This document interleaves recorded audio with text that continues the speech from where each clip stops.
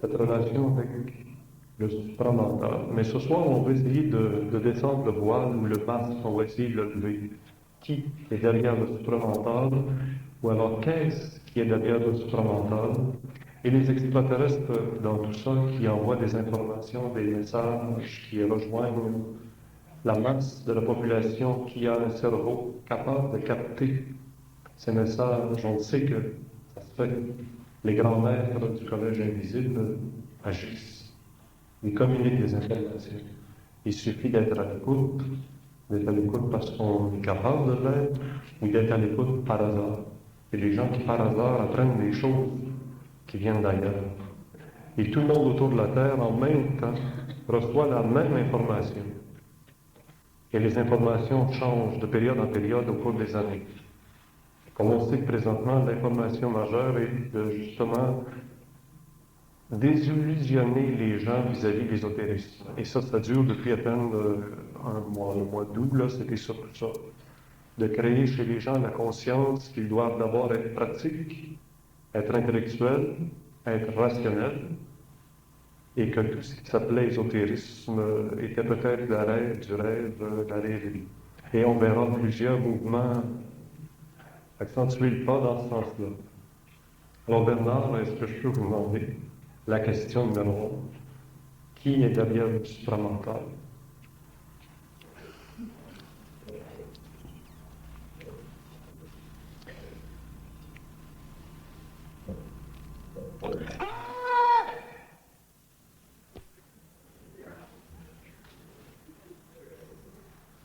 Alors, dans ce phénomène, il y a deux parties. Il y a l'ego ou il n'y a pas d'ego. L'ego qui fait un mouvement le fait toujours par réflexion sur lui-même. L'ego qui est en fusion avec le supramental obéit à des lois de vibration qui sont des lois créatives et qui permettent au supramental de faire comprendre sur le plan matériel, sur le plan physique, les limitations de l'ego. Aujourd'hui, l'ego de l'homme, à cause de ses émotions, refuse le supramental. L'homme ne refuse pas le supramental par plaisir, par négation, mais il le refuse par le fait même de sa constitution matérielle, vibratoire, énergétique. Lorsque le supramental, les intelligences créatives, entrent en contact avec un ego humain, la première chose qu'ils font, c'est de lui enlever les facultés naturelles qui se sont développées au cours des siècles et qui se sont transmises par le code génétique et aussi par le système d'acculturation. La faculté la plus importante qu'on lui enlève, c'est la faculté de la mémoire subjective. Ensuite, on lui fait comprendre que ce qu'on appelle sur notre plan ici the freedom of choice, le libre arbitre, est une illusion. L'ego, lui, pour être en sécurité à l'intérieur de sa propre réflexion, de ses propres mécanismes mentaux, émotionnels, a besoin de savoir, philosophiquement, que le libre arbitre existe. Sans ça, s'il n'a pas cette illusion, il se sent tyrannisé, il se sent mis au rencard des esclaves, et éventuellement, il ne peut plus fonctionner et il se suicide. Sur le plan de la communication supramentale, ce phénomène de suicide est impossible.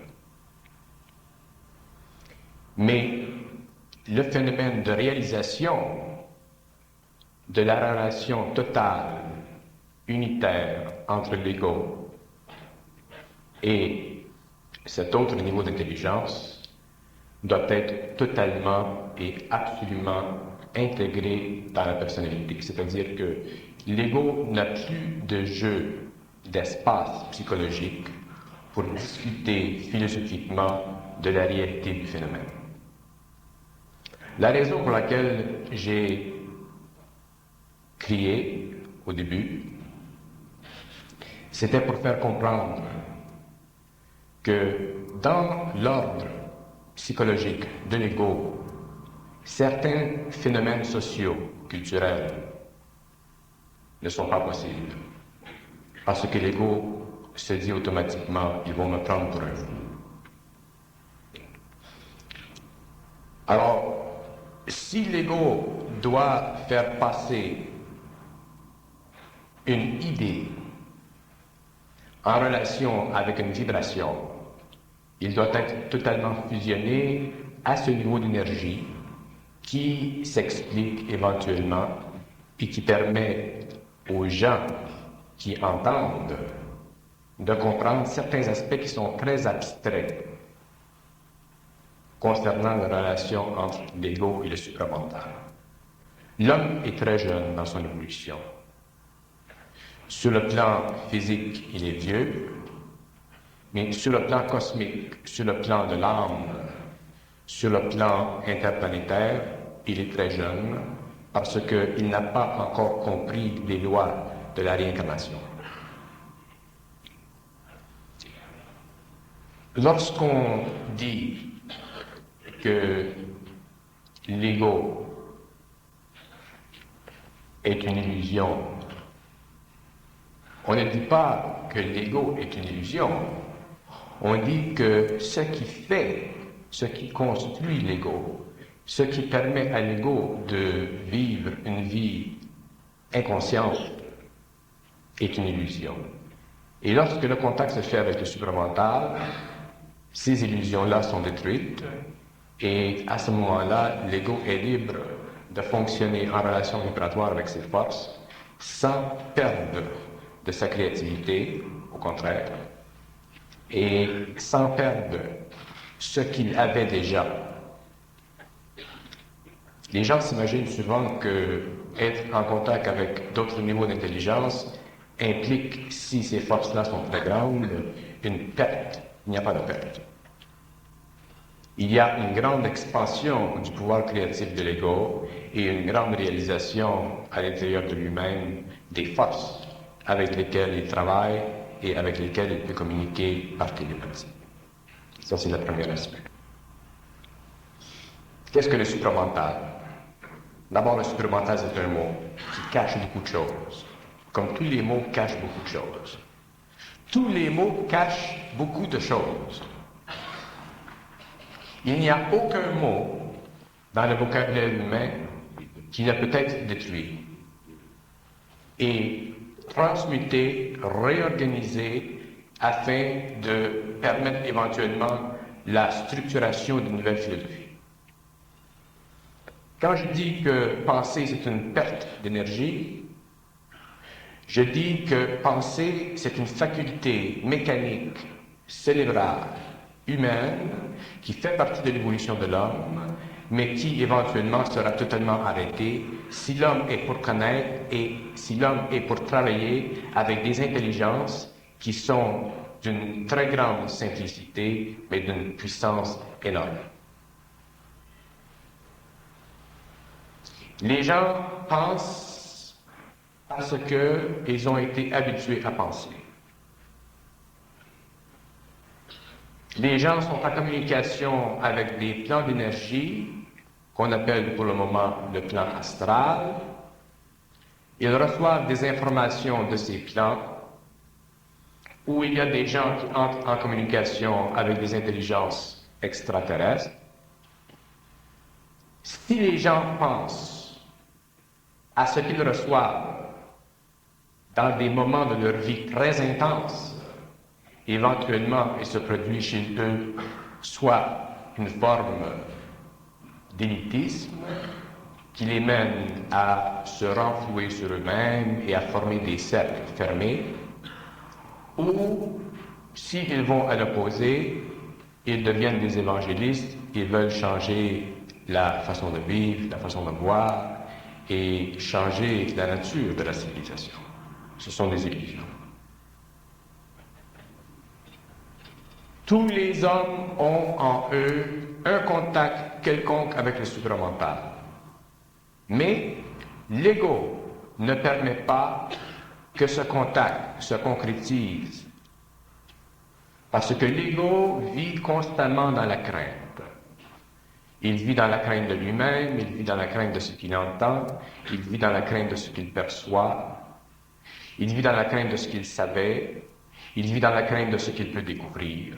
La crainte, c'est la fondation même de l'ego. L'ego qui n'a pas de crainte n'est plus un ego humain, c'est un ego supramental.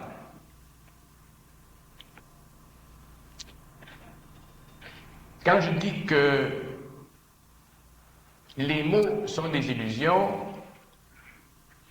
je vous mets en garde contre une litanie de conférences, de livres, de fascicules, d'idéologies. Autrement dit, je vous mets en garde contre la culture humaine, dans sa totalité, même la culture ésotérique.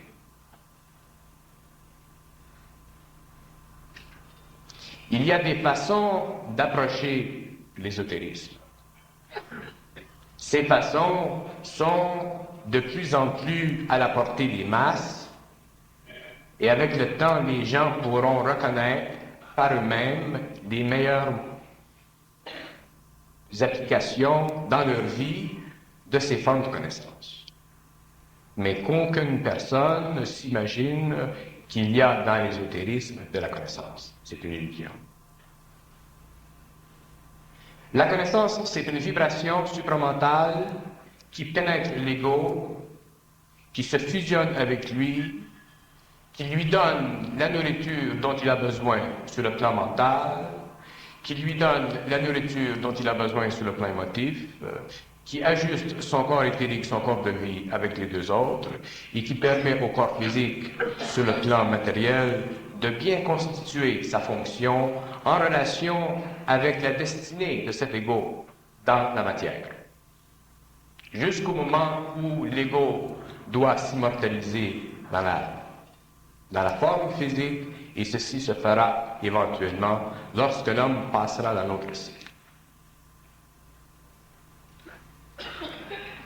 Le supramental, c'est un terme générique, général, qui permet aux gens d'atteindre un plus haut niveau de philosophie.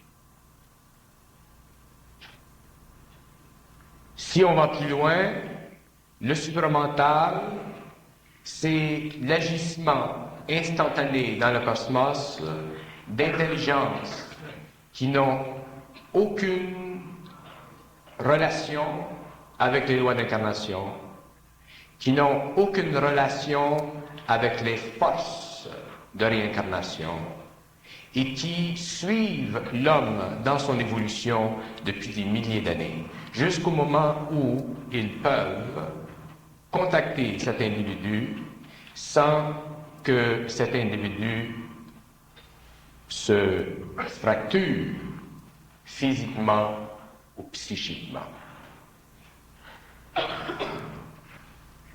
Les forces supramentales, les intelligences supramentales sont des intelligences universelles qui sont responsables pour la création du système solaire, des galaxies.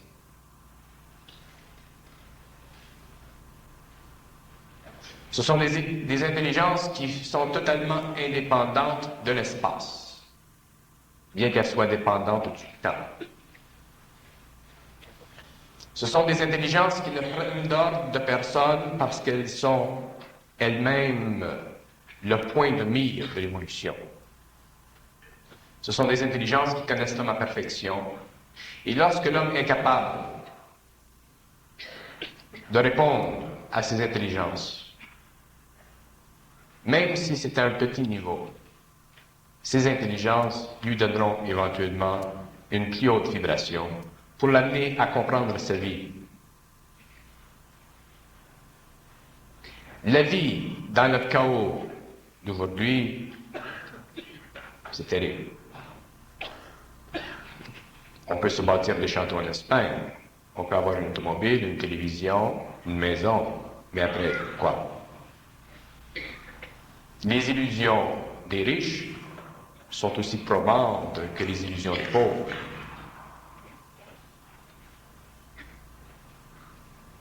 Mais dans l'homme, le centre intuitif, pour les gens en général, c'est un centre qui doit être développé.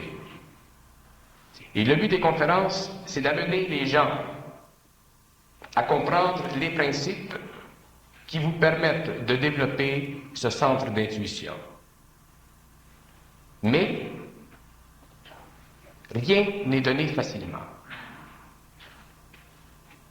Ceux qui s'imaginent qu'ils vont se lancer dans l'ésotérisme pour atteindre éventuellement un Shangri-La sont dans une illusion. Je vais vous dire pourquoi. Dans les temps qui viendront, il y aura sur notre planète une séparation définitive de certaines âmes. Il y a des âmes qui retardent l'évolution de la planète et qui devront évoluer sur d'autres plans. Les âmes qui demeureront ici et les âmes qui seront affiliées au cercle des immortels sont des âmes qui connaîtront la réalité des intelligences supramentales. Mais avant de connaître la réalité des intelligences supramentales, l'ego doit être mis de côté. Et quand je parle de l'ego, je ne parle pas de l'ego de Freud ou de l'ego de Jung. Je ne parle pas de l'ego des psychologues. Les psychologues ne savent pas ce qu'est un ego. Ils connaissent le concept de l'ego, mais ils ne savent pas ce qu'est l'ego. Parce qu'un homme qui sait ce qu'est de l'ego est automatiquement amené à une révolte totale contre cette structure psychique qui lui empêche de voir clairement où il va dans la vie.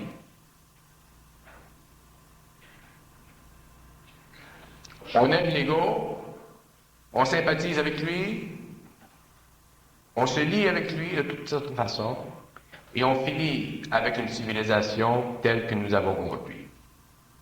Et les lois mécaniques de l'ego sont tellement puissantes que personne ne peut empêcher la dégénération continue de notre civilisation. Les idéologues, ceux qui prêchent des temples, ceux qui prêchent des idées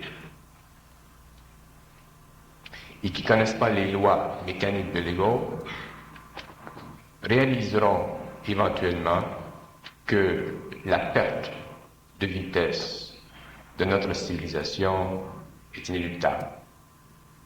Je serais tenté de demander à Bernard, après nous avoir bien exposé l'état humain, l'état d'être une âme incarnée sur la planète Terre, de nous avoir que très légèrement parlé d'état supramental, la relation qu'il y aurait à faire entre l'homme qui veut avoir le contact avec le supramental, ou alors doit-il, l'homme, attendre que le contact se fasse d'abord par le supramental? L'homme qui cherche, à cause de ses propres vibrations intérieures, à évoluer, à comprendre, est déjà en contact avec le supramental, mais il ne le réalise pas.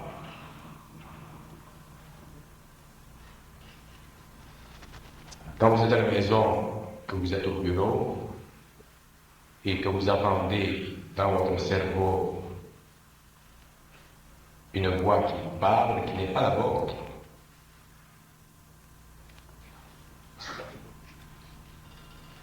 vous devriez à ce moment-là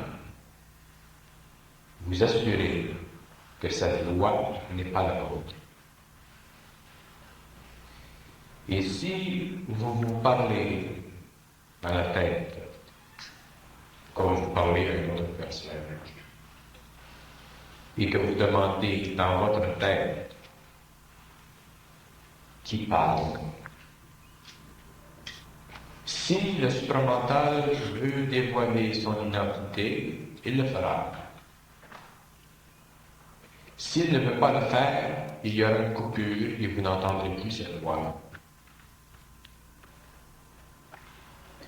Si vous partez avec la crainte que cette voix peut être démoniaque, ou satanique, ou astrale, quoi que ce soit, à ce moment-là, vous allez retarder ce processus.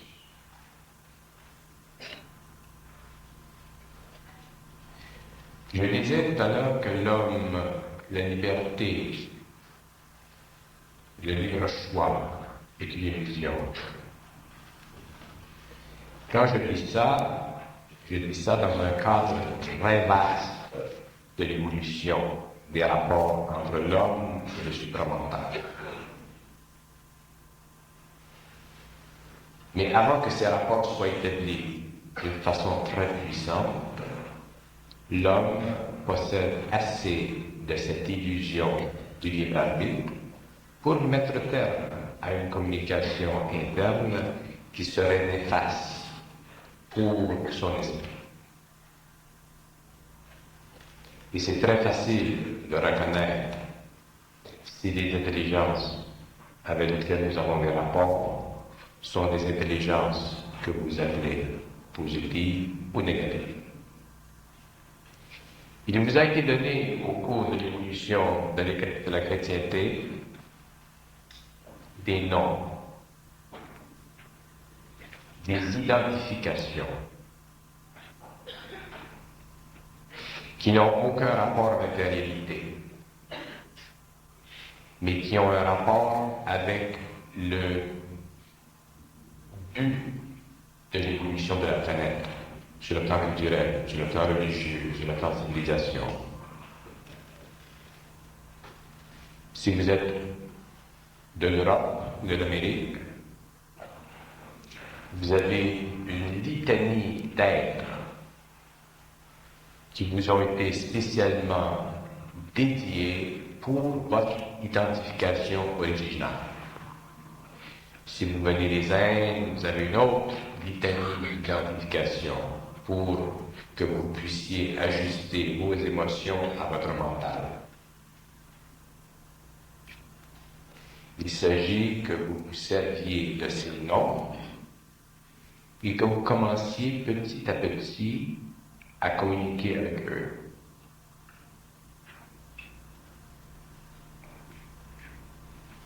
Les gens qui s'imaginent communiquer avec leurs parents, avec leurs frères, avec leurs sœurs qui sont décédés, sont dans une illusion. Ça va décevoir beaucoup de personnes.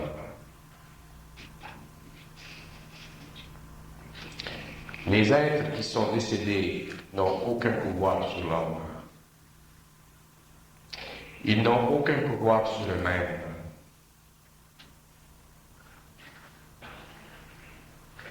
Parce qu'ils n'ont pas reconstitué leur personnalité. L'homme a le pouvoir sur les hommes, qu'ils soient dans l'invisible, désincarnés, ou qu'ils soient sur le plan physique, incarnés et communiquant par télépathie, s'il a reconstitué sa personnalité. Et de ces hommes, sur la planète physique Terre, on peut les compter sur les doigts. Ces êtres ont été éprouvés dans leur passion, ils ont été éprouvés dans leur esprit, et ils ont établi avec la hiérarchie supramentale des liens très étroits. S'il se manifeste à l'homme, il se manifeste à lui d'une façon totalement secondaire. Vous pouvez refuser le contact avec eux. Vous pouvez les foutre à la porte. Mais si le contact se fait avec le supramental, vous ne pouvez pas le foutre à la porte. Parce que le supramental et vous faites partie de la même énergie. Vous pouvez foutre à la porte une entité qui est extérieure à vous-même, une entité qui a son propre karma, une entité qui est sur sa propre ligne d'évolution, qui veut, pour des raisons qu'il connaît, entrer en contact avec vous par télépathie, par voyance directe. Mais si vous entrez en contact avec le supramental, c'est un contact qui va vous amener très loin.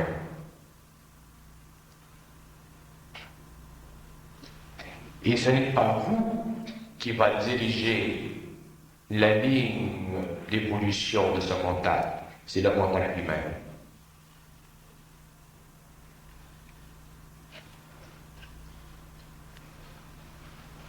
Pour que l'homme en arrive à contrôler sa destinée, il faut qu'il puisse descendre cette énergie, la contrôler lui-même, par sa propre volonté. Et ça, on appelle ça une initiation solaire.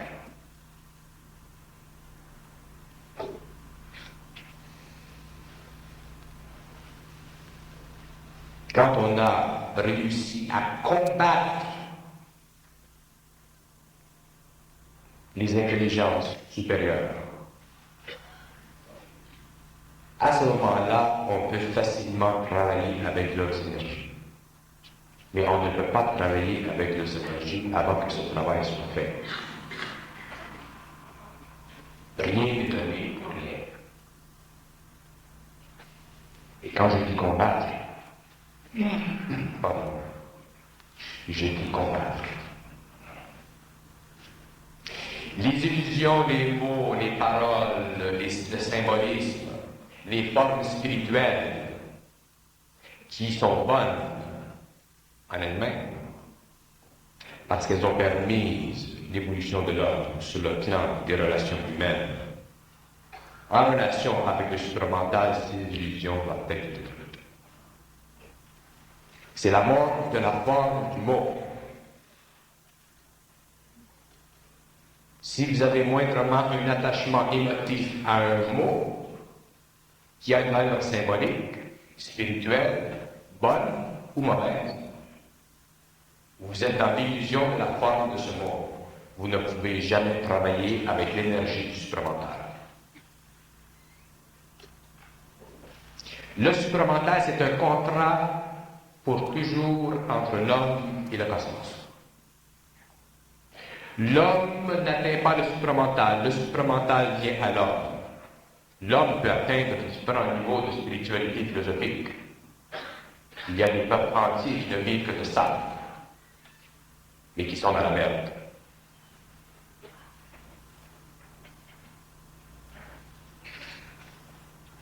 Quand on travaille avec de l'intelligence créative, qu'on absorbe ses forces et qu'on les applique au niveau de la volonté, on ne peut vivre que dans l'harmonie et on ne peut créer dans son environnement, avec le temps, que de l'harmonie.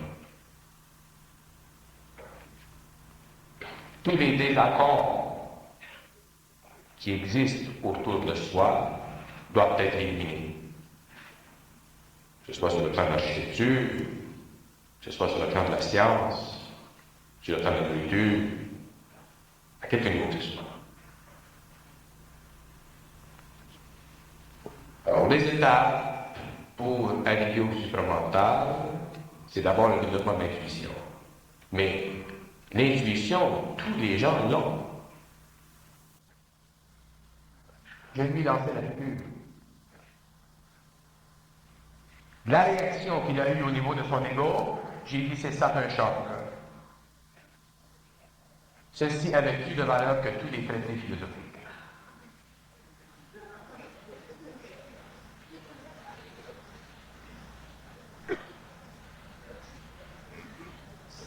J'ai dit un jour, quand tu pourras recevoir un choc comme ça et ne pas vibrer, être neutre dans le mental, tu seras supramental. Autrement dit, les vibrations de l'ego, l'humiliation, tout ça. Et même la fortitude interne de l'âme d'accepter ce que c'est qu'il n'a rien de faire.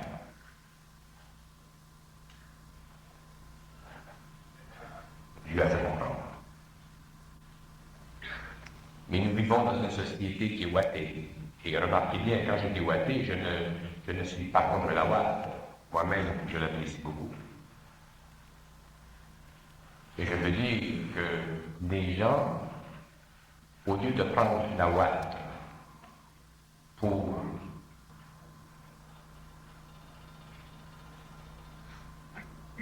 ce qui leur manque, c'est la certitude de leur intuition. Et quand vous commencez à être certain de ce que vous savez, vous commencez automatiquement à travailler avec le supramental. Vous n'êtes plus influençable par personne, ni par les êtres de la planète, ni par les extraterrestres. Ça, c'est ce qu'on appelle la liberté continue. Tant que vous êtes influencé par des gens, par des idées, vous n'êtes pas dans le supramental.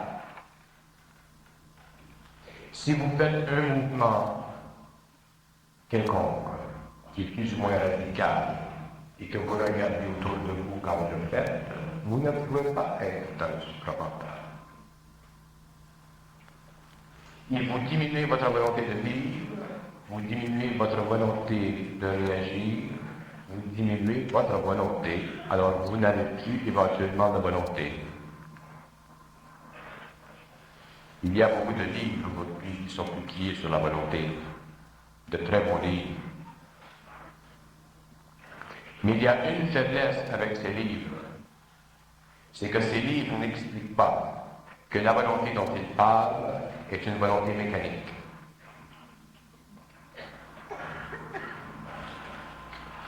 Des gens me disent, je fais ça et je fais ça. Ça va? Quand tu as des sous, quand tu as de l'argent, quand tu as une sécurité, quand tu as une femme, des enfants, que tout va bien, c'est facile de parler de volonté, de willpower. Mais quand tu n'as rien, c'est plus la même chose. Parce que quand tu n'as rien, tu as seulement ta propre énergie. Et le chemin entre cette énergie et le supramental, il est pénible. Il n'est pas pénible parce qu'il doit être pénible. Il est pénible parce que l'ego est constitué de telle façon qu'il rend le passage presque impossible de ces énergies.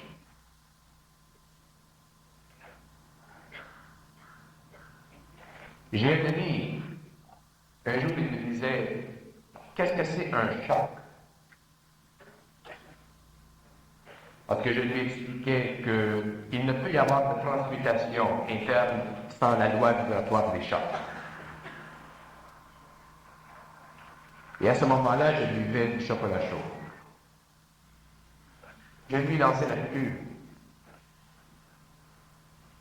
La réaction qu'il a eue au niveau de son ego, j'ai dit c'est ça un choc. Ceci avait plus de valeur que tous les traités philosophiques.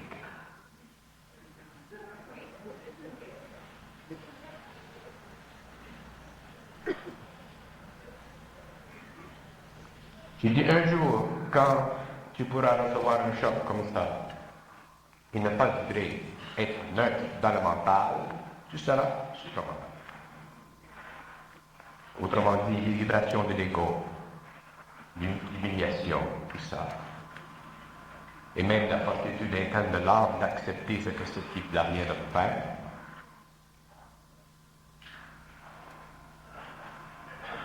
Lui a fait comprendre. Mais nous vivons dans une société qui est ouatée. Et remarquez bien, quand je dis ouatée, je ne suis pas contre la ouate. Moi-même, je l'apprécie beaucoup.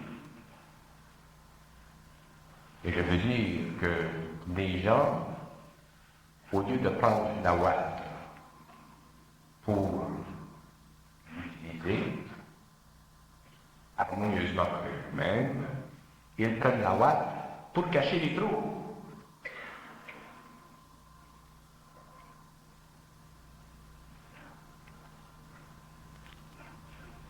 Il y a plus de lecture aujourd'hui dans la spiritualité et l'ésotérisme qu'il n'y en a jamais eu avant. Merveilleux.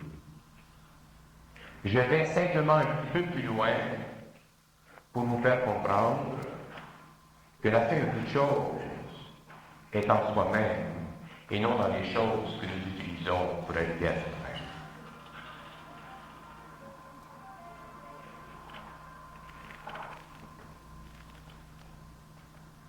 Le supramental, je ne veux pas entrer dans le racontage cosmique du supramental, quels sont les êtres qui sont en contact avec le supramental, quelles sont les conditions, c'est sans importance. Ce qui est important, c'est que les gens comprennent une fois pour toutes que tout est illusion. Mais je ne dis pas que tout est illusion de la façon hindoue.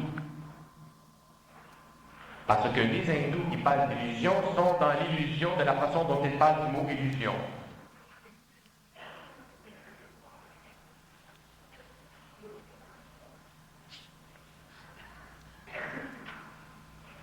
Le mot illusion veut dire deux choses. Que la réalité ne se comprend que par soi-même et qu'elle n'est vécue que par soi-même. Et ce n'est pas parce que moi, je vais vous parler de la réalité que vous allez comprendre la réalité. Mais ceci ne me fait pas une classe spéciale à côté de vous. Chacun son bateau. Il y en a qui aiment faire la voile, il y en a qui aiment les yachts. Au moins que ça se promène.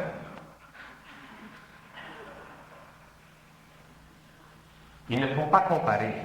Les gens comparent et comparent. Je vais vous expliquer ce qui se passe quand vous comparez.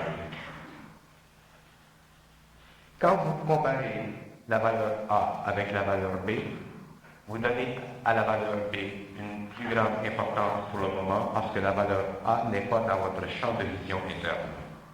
Vous n'êtes pas sur le plan vibratoire de la valeur A. Le lendemain, vous vous relevez et vous comparez et vous allez changer la valeur B à la valeur A. Et vous allez continuer comme ça constamment. Comparer, c'est un effort inutile. C'est une perte d'énergie. Vous devez vous habituer petit à petit à avoir confiance totale dans ce que vous faites. Et ça, c'est ce point que je veux dire.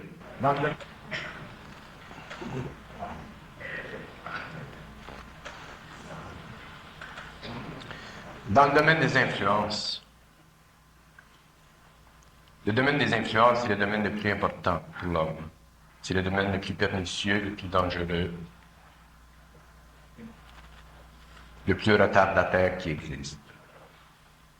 Mais le danger, c'est qu'il y a des bonnes influences et des mauvaises. Et elles sont tous mauvaises. C'est dur à comprendre. En philosophie, on appelle ça un paradoxe. Seulement, le problème avec les philosophes, c'est qu'ils emploient le terme paradoxe, mais ils ne savent pas le résoudre. Fait qu'ils restent accrochés dans leur tête toute la vie. Le paradoxe, c'est une condition psychologique qui s'explique et qui ne s'explique pas, mais qui permet à un individu qui est certain de le détruire. Le paradoxe, c'est une constante. C'est une plateforme d'évaluation. C'est un pendule. Et l'ego se promène entre ce pendule, de gauche à droite et de gauche à droite. Quand ça fait soleil, il va à gauche, quand il pleut, il va à droite. Toute la vie comme ça. Il ne peut jamais le résoudre. Combien il y a d'anges qui dansent sur la pointe d'une aiguille? Là? Ça va loin, ça. C'est pas moi qui l'ai dit.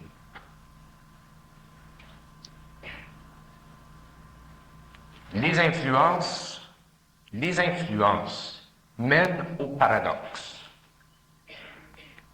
Je vais vous dire pourquoi. Parce que les influences vous empêchent d'être sûr.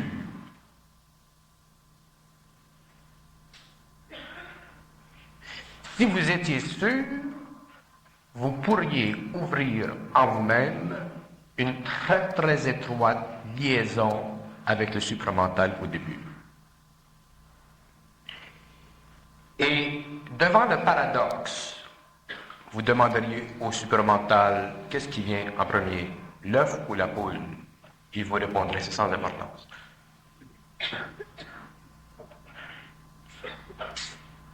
Si le supramental ou de grandes intelligences vous répondent que c'est sans importance, parce que c'est sans importance, si vous, dans votre entêtement philosophique, vous voulez lui donner de l'importance, il va fermer la porte et vous allez continuer dans le paradoxe. Mais si vous osez écouter, à ce moment-là, il va changer vos vibrations. Parce qu'une fois que le supramental communique avec l'homme et qu'il a l'oreille de l'homme, petit à petit, il l'amène à découvrir des choses qui ne sont pas difficiles à comprendre, mais qui sont impossibles à comprendre. Paradoxe. Ils sont impossibles à comprendre parce que ce sont des choses qui ne se pensent pas. La raison pour laquelle on ne comprend rien, c'est parce qu'on pense. Il ne faut pas penser.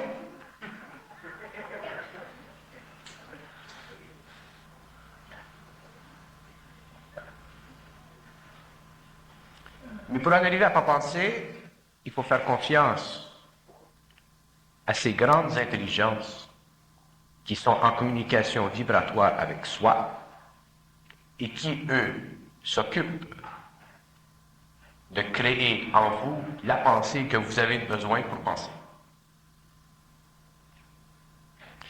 Une fois que vous réalisez ce jeu, vous pouvez vous servir de la pensée qu'il crée en vous pour penser et la retourner, cette pensée, et leur renvoyer la pensée. Et fermer le cercle. C'est à ce moment-là que vous commencez à entrer en communication télépathique avec eux.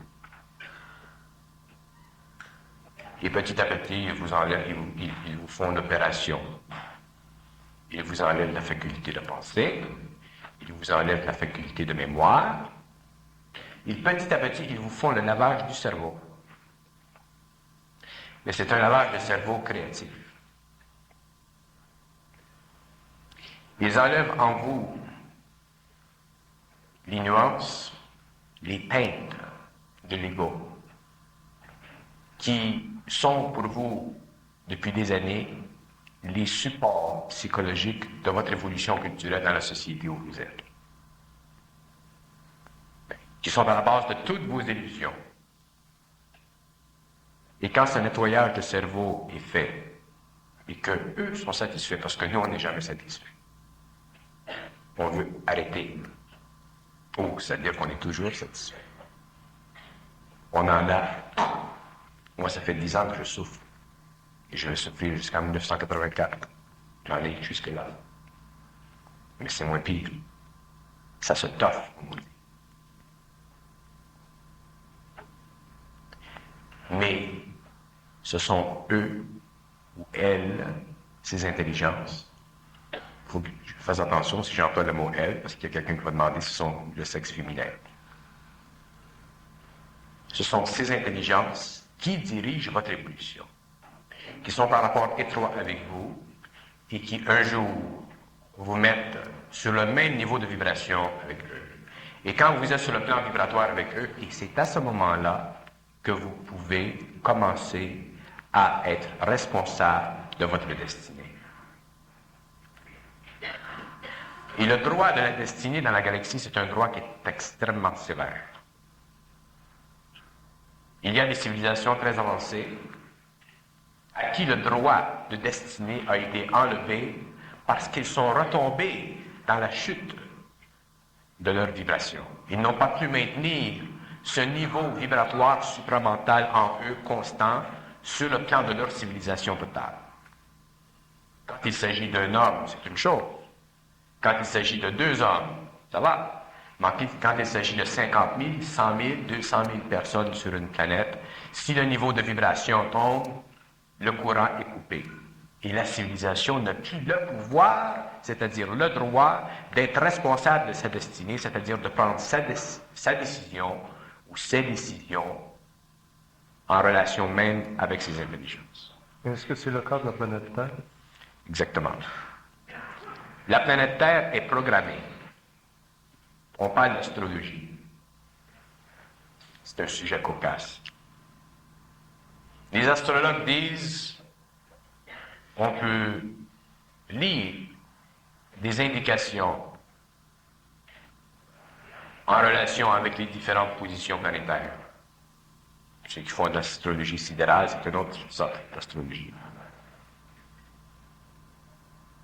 Mais ce que les astrologues ne réalisent pas, c'est que chaque position planétaire est invoquée d'abord dans leur propre mental à eux. Il y a un ajustement vibratoire entre ce qu'ils savent par intuition, parce que les astrologues sont des gens intuitifs, et la carte du ciel. Il y a d'autres personnes qui le font d'une autre façon. Il y a des liseuses de thé, il y a toutes sortes de façons de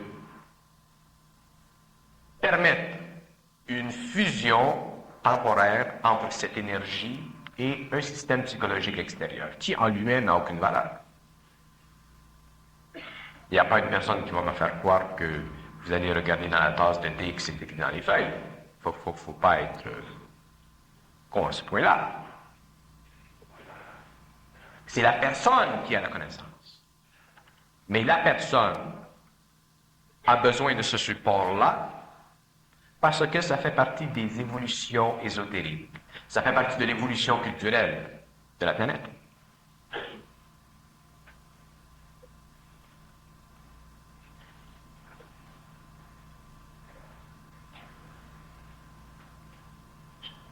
La relation entre le supramental et l'homme, elle est constante. L'homme doit prêter l'oreille. Et s'il commence à entendre en lui, par petits moments, ce n'est pas permanent au début, c'est normal, par petits moments, une voix qui n'est pas la sienne. Quand on pense, on pense. Moi, je me rappelle que j'ai déjà pensé. Et quand on pense, on sait comment ça fonctionne, on peut s'identifier avec soi-même. Mais tout à coup, c'est plus soi-même qui pense. C'est à ce moment-là qu'il faut avoir l'oreille attentive. Et ne pas avoir de crainte et demander qui parle. Et il y aura une réponse, s'il doit y avoir une réponse.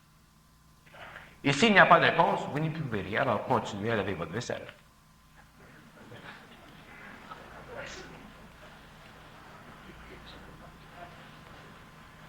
Ce qu'il faut éliminer dans l'ésotérisme, c'est la crainte. Je vais vous parler des forces sataniques un peu.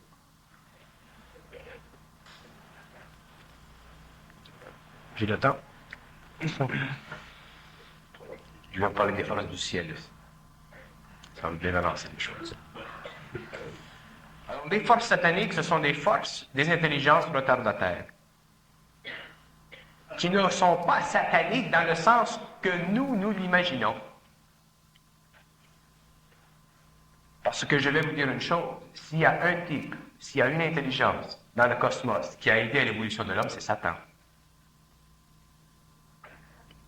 S'il y a eu des intelligences qui sont responsables pour le développement de l'ego humain, ce sont les forces sataniques.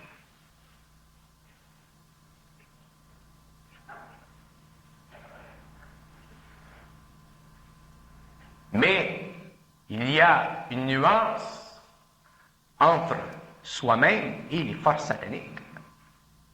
Les forces sataniques ont fait leur boulot sur le plan cosmique. Et lorsque ces forces, par des moyens que vous-même aujourd'hui, vous ne pouvez même pas vous imaginer, commencent à faire interférence avec l'évolution de l'homme, il faut mettre la hache. Et il ne faut pas s'imaginer que les forces sataniques, quand elles se présentent à l'homme, que le type va cogner à la porte, va dire c'est moi Satan, ça va bien. Non, il va dire c'est moi Michel Archange, ça va bien. C'est moi la crise, ça va bien. Alors, s'il y a quelqu'un dans votre tête qui s'appelle la crise, faites attention. Checkez-les.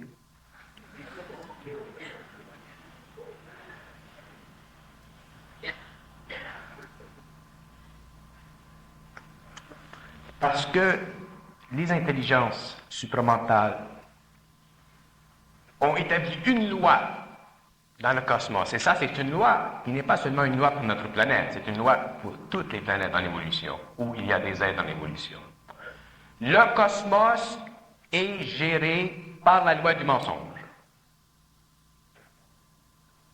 Et quand je dis que le cosmos est géré par la loi du mensonge, je ne parle pas du mensonge dans le sens commun.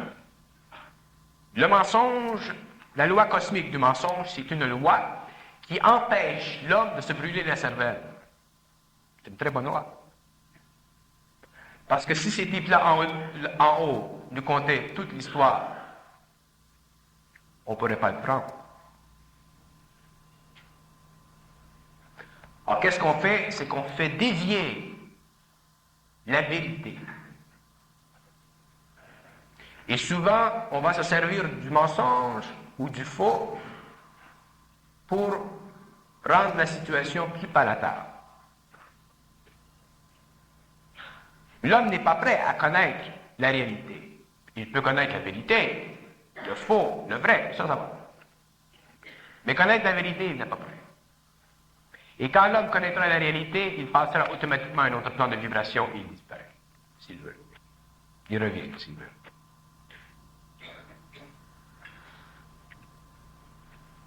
Alors, si vous êtes en évolution spirituelle, tout ça, il y a un certain nombre de choses à vérifier.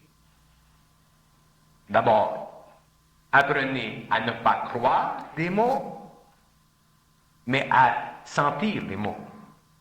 Laissez faire la lettre, occupez-vous de l'esprit un peu. Si ça fait votre affaire, ce qui est dit, c'est bon. Si ça ne fait pas votre affaire, c'est pas bon. Même si c'est bon. Parce que c'est pas le temps.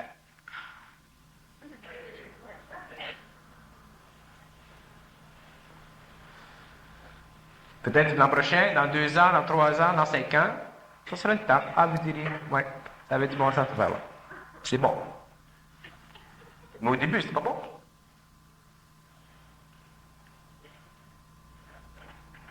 Alors, la nuance entre le vrai et le faux, elle est très, très, très, très délicate. Très subtile. Et à l'intérieur de cette nuance, il y a les mécanismes de la loi du mensonge. Le vrai et le faux sont contenus dans une enveloppe, et ça, on appelle ça la loi du mensonge. Et ceux qui percent cette enveloppe-là sont obligés de substituer ce qu'ils ont su, ce qu'ils ont entendu, ce qu'ils ont compris, à ce qu'ils savent maintenant. Et il n'y a pas de retour en arrière.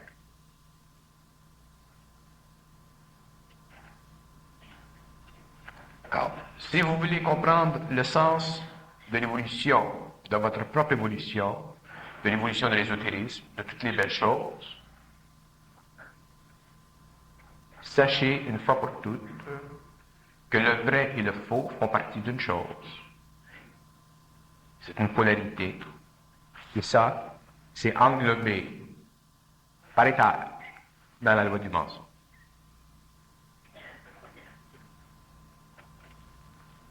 Et lorsque le temps sera venu pour que vous sachiez, à ce moment-là, la loi du mensonge, elle est soulevée, elle n'existe plus.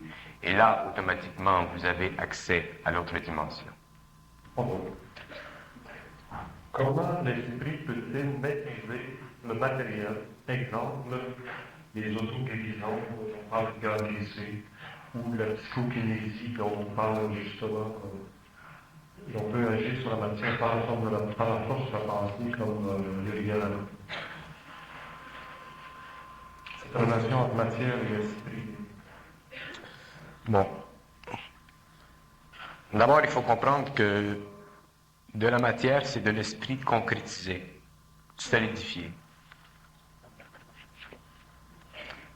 Et au centre de toute matière, par le biais de l'atome, il y a une vibration qui ne s'opère jamais.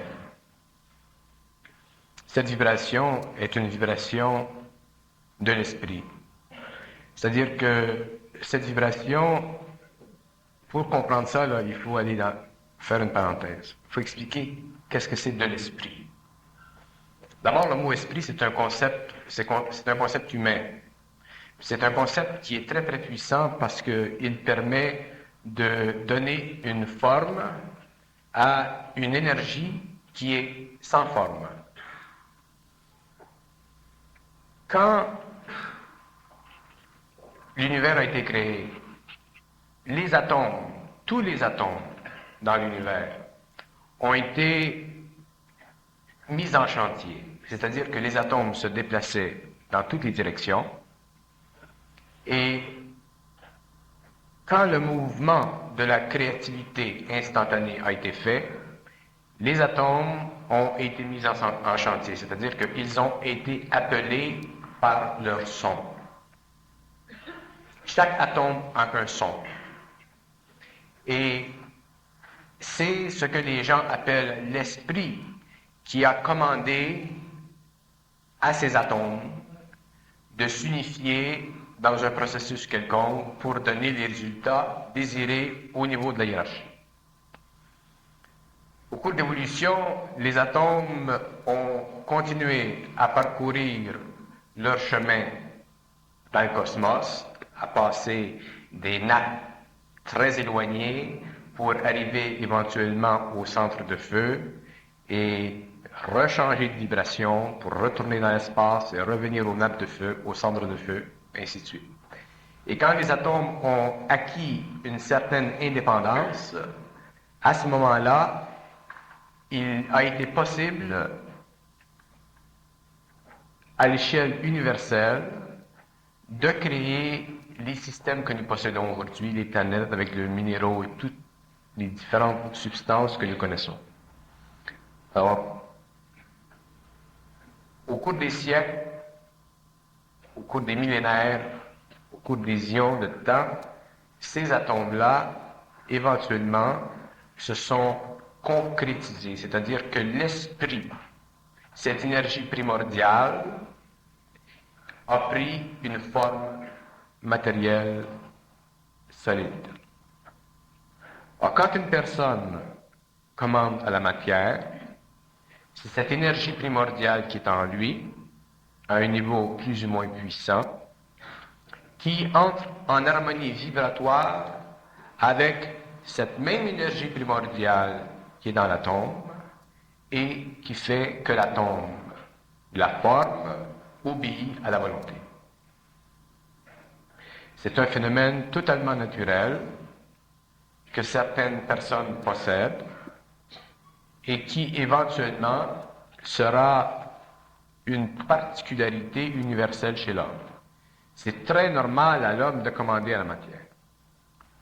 C'est un contact d'esprit à esprit. Seulement, les scientifiques n'ont pas encore réalisé que l'atome, c'est de l'esprit concrétisé. On dit dans les cours de physique dans les universités que l'atome, c'est la plus petite particule matérielle.